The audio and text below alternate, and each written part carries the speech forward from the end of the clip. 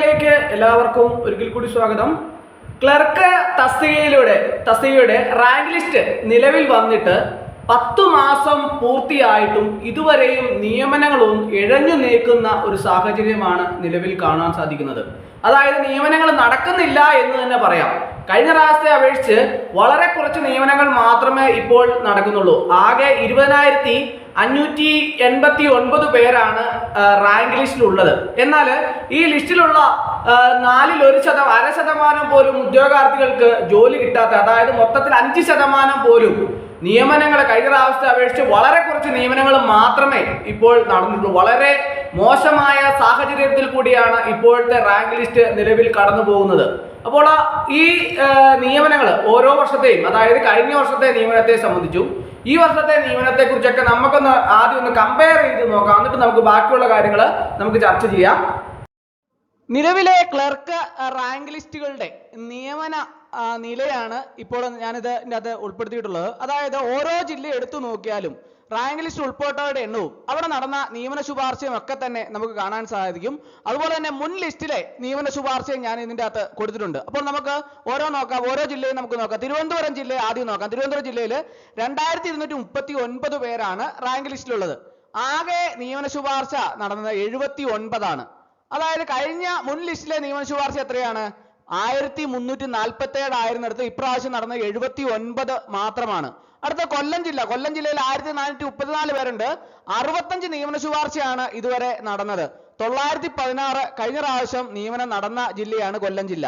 അടുത്ത പത്തനംതിട്ട ജില്ലയിൽ 1139 ആണ് റാങ്ക് ലിസ്റ്റ് ഉൾപ്പെട്ടവരുടെ എണ്ണം. അതിൻ്റെ അകത്ത് നിയമന ശുപാർശ പത്തനംതിട്ട ജില്ലയിൽ നടന്ന എത്രയാണ്? 62 നിയമന ശുപാർശ മാത്രമേ ഇതുവരെ നടന്നിട്ടുള്ളൂ. കഴിഞ്ഞ പ്രാവശ്യം 686 നിയമനങ്ങൾ നടന്ന ജില്ലയാണ് പത്തനംതിട്ട ജില്ല.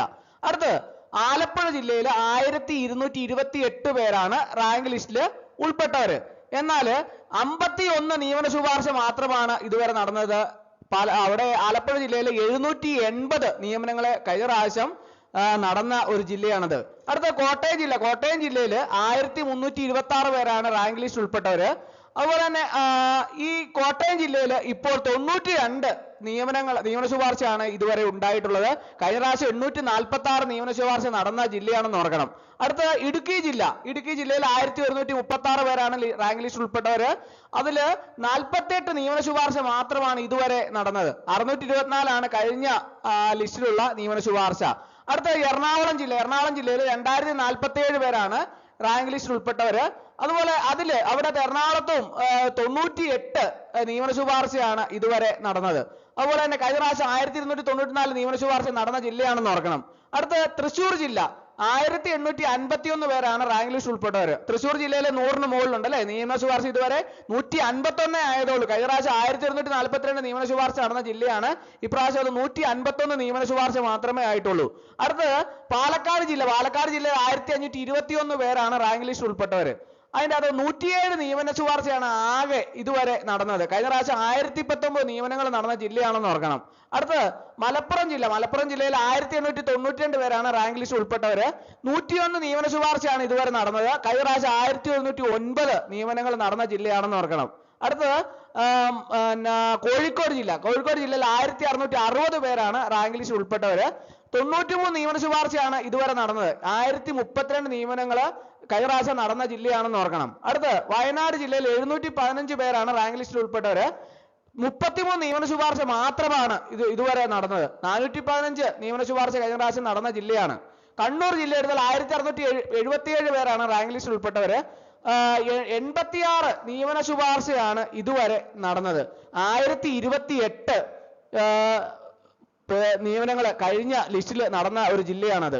അതുപോലെ തന്നെ കാസർഗോഡ് ജില്ലയിൽ 724 പേരാണ് റാങ്ക് ലിസ്റ്റ് ഉൾപ്പെട്ടവര്. 59 നിയമന ശുപാർശ മാത്രമാണ് ഇതുവരെ നടന്നത്. 435 നിയമനങ്ങൾ കഴിഞ്ഞ പ്രാവശ്യം നടന്ന ജില്ലയാണ്. അങ്ങനെ ടോട്ടൽ നോക്കിയാൽ ഇത് എത്രയാണ്? കേരളത്തിൽ മൊത്തം റാങ്ക് ലിസ്റ്റ് ഉൾപ്പെട്ടവർ 20,589 പേരാണ്. ഇതുവരെ നിയമനം നടന്ന 1117 നിയമന ശുപാർശ മാത്രമാണ് ഈ 10 മാസം പിന്നിട്ടപ്പോൾ നടന്നത്. എന്നാൽ 12,673 നിയമന ശുപാർശ നടന്ന മൊത്തത്തിൽ കഴിഞ്ഞ ലിസ്റ്റിൽ നിന്ന് നടന്ന അതിന്റെ ഒരു 5% പോലും ഇപ്രാവശ്യം നിയമനം നടന്നിട്ടില്ല. ഉദ്യോഗാർത്ഥികളൊക്കെ തന്നെ ഉണർന്ന് പ്രവർത്തിക്കേണ്ട സമയമായി. എല്ലാവരും ഉണർന്നു പ്രവർത്തിച്ച് അവരവരുടെ ജില്ലയിലുള്ള പ്രവർത്തനങ്ങൾ പുതിയ പുതിയ പ്രവർത്തനങ്ങൾ ആവിഷ്കരിച്ച് നടപ്പിലാക്കിയെങ്കിൽ മാത്രമേ ഇനിയും കഴിഞ്ഞ പ്രാവശ്യം അത്രയെങ്കിലും നിയമനങ്ങൾ ഇനിയും നടക്കാൻ സാധ്യതയുള്ളൂ. വളരെ വിഷമത്തോടു കൂടിയാണ് ധാരാളം ഉദ്യോഗാർത്ഥികൾ എന്നെ വിളിക്കാറുണ്ട്, നിയമനങ്ങൾ കുറവാണ്. അപ്പോൾ നിങ്ങൾ അതിനു വേണ്ടിയിട്ടുള്ള ഓരോ ഡിപ്പാർട്ട്മെന്റ് തലത്തിലും നിയമനങ്ങൾ ഉള്ളത് കണ്ടുപിടിച്ച് അത് PSCയിലേക്ക് റിപ്പോർട്ട് ചെയ്ത് കൂടുതൽ നിയമനങ്ങൾ നടപ്പിലാക്കുന്നതിന് വേണ്ടി നിങ്ങൾ റാങ്ക് ലിസ്റ്റിലുള്ള എല്ലാവരും കൂടി ഇറങ്ങി പ്രവർത്തിക്കണമെന്ന് നിങ്ങളോട് ഒരിക്കൽ കൂടി ഞാൻ ആഹ്വാനം ചെയ്യുകയാണ്. അപ്പോൾ നിങ്ങൾ എന്നെ സംബന്ധിച്ചിടത്തോളം എനിക്ക് നിങ്ങൾക്ക് ഓരോരുത്തർക്കും ജോലി കിട്ടിയാൽ എന്നെ സംബന്ധിച്ചിടത്തോളം നിങ്ങൾ ഓരോരുത്തരും എനിക്ക് ജോലി കിട്ടിയെന്ന് വിളിച്ചു പറയുമ്പോൾ ലഭിക്കുന്ന സന്തോഷം അത് വളരെ വലുതാണ്. അതിൻ്റെ അളവ് വളരെ വലുതാണ്. നിങ്ങളുടെ സന്തോഷമാണ് എൻ്റെ ഏറ്റവും വലിയ വിജയം എന്ന് പറയുന്നത്. അപ്പോൾ അതിനു വേണ്ടിയിട്ടാണ് ഞാൻ ഇതുപോലുള്ള ക്ലാസ്സുകളൊക്കെ തന്നെ തിരഞ്ഞെടുത്ത് ചെയ്യുന്നത്. കാരണം നമ്മൾ ഏറ്റവും കൂടുതൽ നിയമനങ്ങളൊക്കെ നടക്കുന്നത് LDC LGS പോലുള്ള തസ്തികകളിലാണ്. അപ്പോൾ ക്ലർക്ക് തസ്തികയിൽ നിയമനങ്ങൾ കുറഞ്ഞു വരുന്ന അവസരത്തിൽ നിങ്ങൾ എല്ലാവരും ഉണർന്ന് പ്രവർത്തിച്ചില്ല എന്നുണ്ടെങ്കിൽ മുമ്പോട്ട് ചെല്ലുന്ന അവസരത്തിൽ നിങ്ങൾക്ക് ഓരോരുത്തർക്കും റാങ്ക് ലിസ്റ്റിലുള്ള പകുതി പേർക്കെങ്കിലും ജോലി കിട്ടുന്ന ഒരു സാഹചര്യം ഉണ്ടാക്കിയില്ലെങ്കിൽ വളരെ മോശമാണ്. ഒരു 10-15,000 നിയമനങ്ങളൊക്കെ നടക്കുന്നതിന് ഒരു പ്രയാസവും ഇല്ലാത്ത ഒരു സാഹചര്യമാണ് നിലവിലുള്ളത്. പക്ഷെ നിങ്ങൾ ഇറങ്ങി പ്രവർത്തിച്ചാൽ മാത്രമേ നിയമനങ്ങൾ നടക്കുകയുള്ളൂ. അതിനു വേണ്ടിയിട്ടുള്ള പുതിയ പുതിയ പദ്ധതികൾ നിങ്ങളെല്ലാം ഗ്രൂപ്പുകൾ തയ്യാറാക്കുകയും ഗ്രൂപ്പുകളിലൂടെ പുതിയ പുതിയ പദ്ധതികളൊക്കെ ആവിഷ്കരിച്ച് നടപ്പിലാക്കി അതിനു വേണ്ടിയിട്ട് ഒരു രീതിയിലുമുള്ള മടുപ്പ് തോന്നാതെ നല്ല രീതിയിൽ നിങ്ങൾ പ്രവർത്തിക്കണമെന്ന് നിങ്ങളോട് ഒരിക്കൽ കൂടി പറയുകയാണ്. നിങ്ങളുടെ പ്രവർത്തന മികവിൻ്റെ അടിസ്ഥാനത്തിൽ മാത്രമേ ഉയർന്ന നിയമനങ്ങളൊക്കെ നമുക്ക് സംസ്ഥാന തലത്തിൽ നടത്താൻ സാധിക്കുള്ളൂ. അത് വേണ്ടിയിട്ടുള്ള പുതിയ പുതിയ പദ്ധതികൾ നിങ്ങൾ ആലോചിച്ച് കണ്ടെത്തി നടപ്പിലാക്കണം. എന്തെങ്കിലും സംശയം ഉണ്ടെങ്കിൽ നിങ്ങൾക്ക് എന്നെ വിളിക്കാം. ആവശ്യമുള്ള കാര്യങ്ങൾക്ക് വേണ്ട കൃത്യമായിട്ടുള്ള ഉപദേശങ്ങളും കാര്യങ്ങളൊക്കെ തന്നെ ഞാൻ കൃത്യമായിട്ട് നിങ്ങൾക്ക് നൽകുന്നതാണ്. അപ്പോൾ ഇന്നത്തെ ക്ലാസ് എല്ലാവർക്കും ഇഷ്ടമായെന്ന് വിചാരിക്കുന്നു. ഒരിക്കൽ കൂടി എന്ന് നിർത്തട്ടെ. നന്ദി, നമസ്കാരം.